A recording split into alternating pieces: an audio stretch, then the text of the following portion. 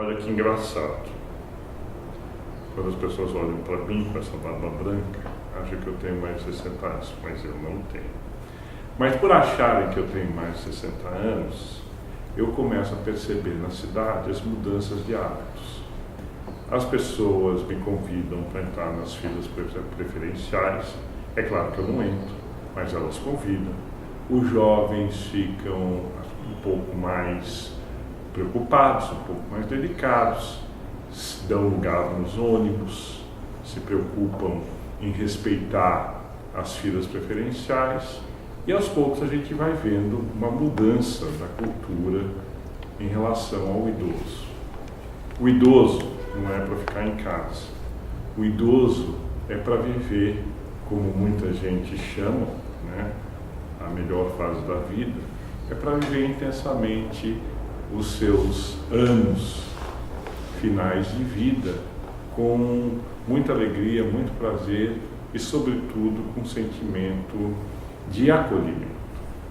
Nossa cidade começa a acolher o idoso, mas é absolutamente insuficiente o que nós fazemos em relação ao idoso. Por exemplo, se olhamos para a questão da saúde, ele continua esperando nas filas meses para ser atendido no sistema do SUS. Houve alguma melhora? Muito pouca. A diferença é que quando um jovem tem que esperar alguns meses na fila do SUS, tudo bem, ele tem uma vida inteira pela frente.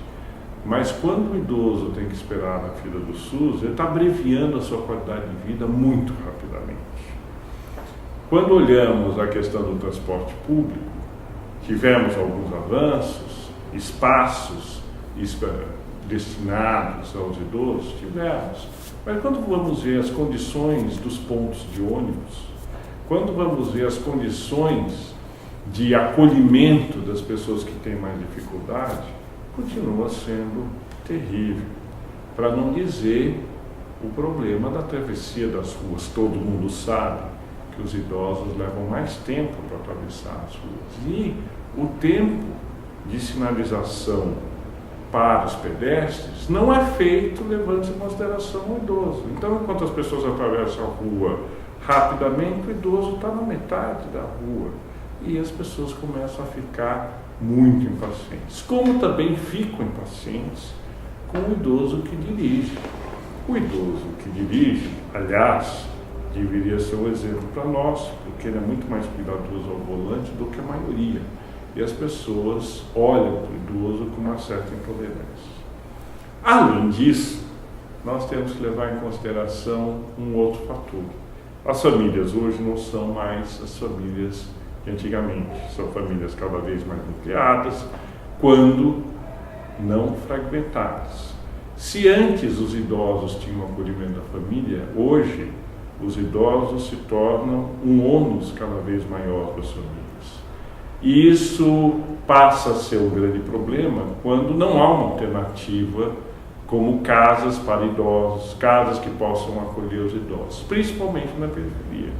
Quando vamos para a periferia, a situação se agrava muitíssimo. As classes médias, elas têm recursos para pagar acompanhantes, para pagar pessoas que possam ficar com seus idosos. Mas nas classes de menor renda, onde a família inteira trabalha, os idosos não têm a mínima assistência. E não existem serviços públicos adequados para o acolhimento dos idosos. Se não fossem várias ONGs, heróicas ONGs, que trabalhassem com a questão do idoso, a situação de desamparo seria muito maior. E aí tem mais um problema. Trabalhar com morador de rua, trabalhar com idoso, não dá ibope, não projeta a marca das empresas que fazem filantropia ou das fundações e institutos que ajudam as ONGs na sua filantropia. Então, tem muito menos recursos para os idosos do que tem, por exemplo, para a educação infantil, do que tem, por exemplo, para creches. Uma cidade humana é uma cidade que não só respeita o seu passado, mas respeita aqueles que construíram o seu passado. e ainda estamos muito longe de uma política razoável de acolhimento e respeito aos idosos.